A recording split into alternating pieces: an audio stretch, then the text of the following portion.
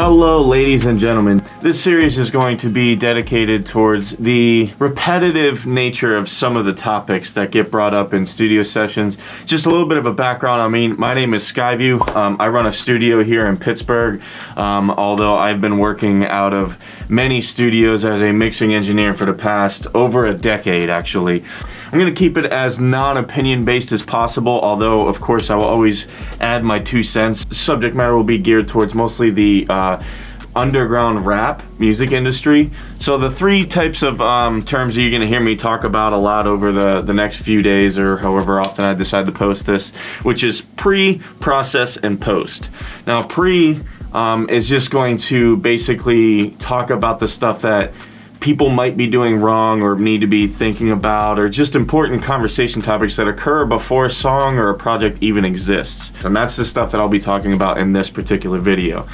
Process is stuff that they might be doing wrong perhaps while a song is being made, or while a song is being engineered or worked on, or whatever could be improved on while a song is being worked on. Post is stuff that occurs once a song already exists, what they could be doing better to basically make that song be actually heard by a mass, a bigger audience. So today, again, we're going to be talking about pre. The first thing that I want to talk about in pre is beats. Unfortunately, a lot of artists that come through here, they're still getting beats off of YouTube. YouTube is an amazing place. I understand the lure of it. But unfortunately, when you use something like YouTube to MP3, unless those producers are providing a beat, a link to the beat in the comments or the description, when engineers use YouTube to MP3, you're already losing some quality on the beat, first of all. And second of all, 9 times out of 10, you're not going to have any rights to that music. So definitely anybody who's still using YouTube to MP3 or just YouTube beats in general and considers themselves to be a serious artist is unfortunately well uninformed. The moment a new artist comes to me personally and they're using YouTube beats, I already know right off the jump that what caliber of artist or how seriously they take certain things. Just unfortunately the name of the game. You are making an error from the jump.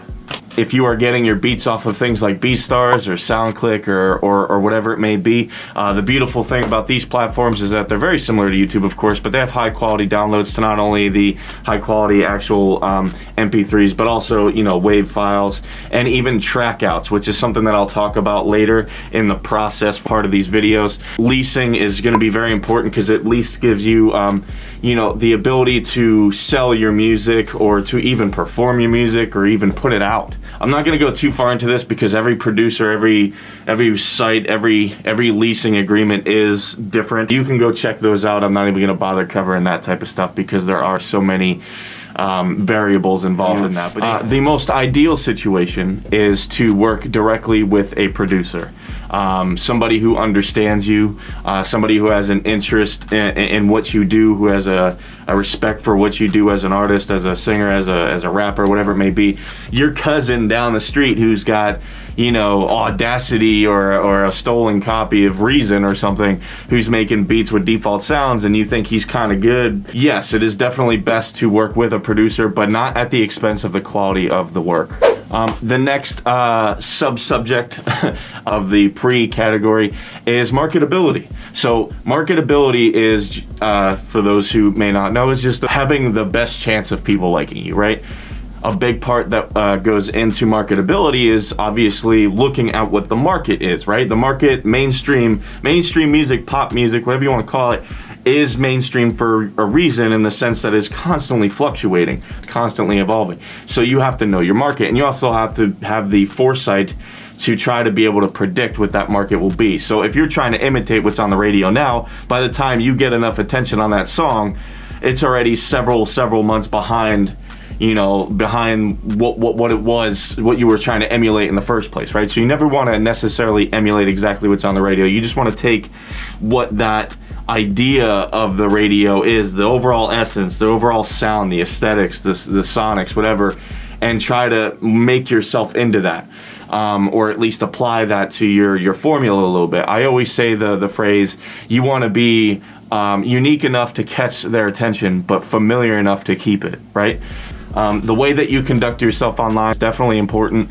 A lot of people have really bad artwork. A lot of people have really bad photo shoots, selfies, really bad branding. If you take, something like Instagram aside and you just look at Twitter and Facebook, if you're constantly ranting about stuff that is, especially stuff that is maybe a little bit on the sketchy side, you're not looking attractive to people wanting to partner with you. I find myself, if I'm trying to affiliate with somebody, or if I'm interested in producing somebody or partnering with them, or branding with them, or just whatever word you want to use, if I want to work with them, if I see them acting a fool online, I definitely take that highly into consideration myself. And I'm just a lowly scrub, so you can imagine some of these bigger companies. Another thing that's definitely important is branding, like I said, with logos and typography. Really important. If you don't have a logo or a typography to identify your products to be official on event flyers, album covers, business cards, you want to make sure that you are streamlined, and you want to make sure that you're consistent. You want to present yourself from the jump, making the right decisions. The earlier you make your branding decisions and you really push them and really go for it and hit the ground running, the better off you'll be with branding. As far as trying to make the right decisions as an underground artist, it can be really difficult when you have a certain set of friends or a certain demographic, right? Honestly, don't get me wrong, first of all, you should not be surrounding yourself with yes men or haters, of course. You want people to give you genuine feedback all the time, but you have to make sure you take it with a grain of salt.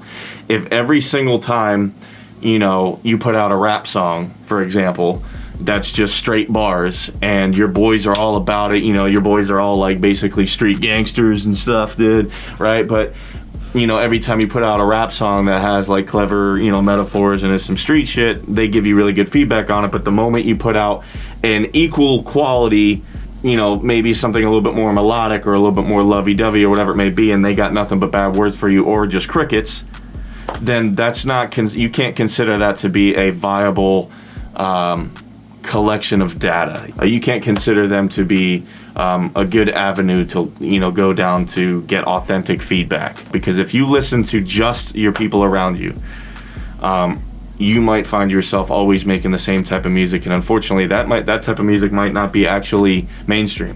You could be listening to your people and they could be giving you really terrible feedback, and you have this basically borderline pop hit in your archive that you're too scared to put out because your boys don't think it's good.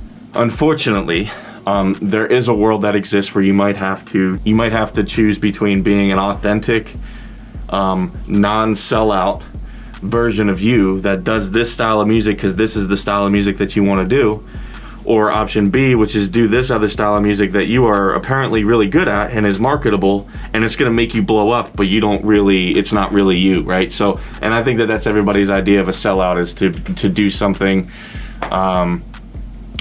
contrary to what your authentic version of you would have otherwise have been, and yet it makes you successful. And I think that that's honestly some bullshit. I would make a pop song about peanut butter and jelly right now if I knew that it would make me and my boys successful. And I think that anybody who has so much fucking pride and concern with the streets and concern with their buddies and their boys about what type of music they should or shouldn't be making, they don't belong in this industry, in my opinion. I think that there's too much pride involved in that.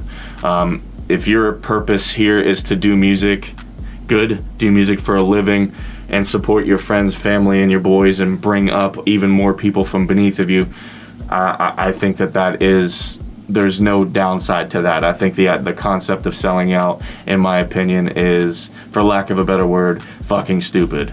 Do what makes you successful, do what you're good at, have fun. It is pretty known and universal that you want to be respected in your hometown before you blow up. I think that is everybody's want. But in the day and age of the internet, that has changed. And you could be literally a nobody in your hometown. Matter of fact, you could be literally be a nobody on the internet as well. You could have 200 followers and blow the fuck up, right? Obviously that's very rare, but my point is, this concept, this idea that you have to suck the proverbial local rap scene's cock in order to be successful is just simply not true. Especially since the local hip-hop street shit is probably not marketable to begin with. It's hard, it's dope, it's respected in the streets, but it is not marketable. If they were, then they would already be signed. Your local city is not going to be where people fuck with you the most, especially in the rap scene. You will not do best in your city because everybody thinks they're a rapper. Why would they want you to blow up? Why would they want to go and support you when they think that they're better than you? You know, don't get me wrong, that's outside of hip hop as well. If half your city thinks that they're rappers, then half that city is not going to support you. That's just a fact. Another thing, perhaps on the pessimistic side of things, is the very real conversation that you might have to kind of think what your role in the music industry might even be. You know, you have to be open to the idea that maybe your voice is just irritating for people to listen to, or maybe you can't sing, or maybe it's just abrasive, or maybe you just can't catch the cadence, you know what I mean? Maybe you're just not a natural rapper or a natural singer, right? So, but maybe you're really good at writing, or maybe you're really good at getting music out there. Maybe you're a really good marketer, right? So you have to maybe sit down and have a real conversation with yourself and people who genuinely care about you as to whether or not you should even be an artist, when maybe you could be much more successful as a writer, as an artist manager, owning venues, or being a promoter, or, you know, being a recording engineer or a mixing engineer or a marketer, whatever it may be. You have to, you know, just because you love music does not mean that you need to be the one in front of the microphone, right? So that may seem a little pessimistic, but just because you're really good at music does not mean that that's what you're meant to do in that, you know, area of music. There's so many different ways to be involved with music. On the next video, I'm going to be talking about process, and those are things that are while you're actually making the song, right? Everything I just ranted about is stuff that you're doing before a song even exists. Right? The reality is that the rap industry is an interesting, polarizing industry, especially underground, and it is open for a lot of debate. If anything I said in this is something that you're curious about, or you disagree with, or even if you agree with it, man, leave a comment below and we'll talk about it. I am not the end-all be-all. I always tell everybody the same thing. If I knew all the answers, I wouldn't be living in Pittsburgh, Pennsylvania. I promise you that. With that said, I'm gonna wrap this video up. I understand that maybe some of the things that I say it might be a little bit on the tough love side. I try to be not so pessimistic, but the reality is we have chosen an industry that is just so inherently polarizing and difficult and statistically improbable. If my tone comes across as a little bit on the abrasive side, I assure you it's meant with nothing but the best of love, and I hope that something I said maybe helped you out. Up next is the process video. I'll catch you guys later.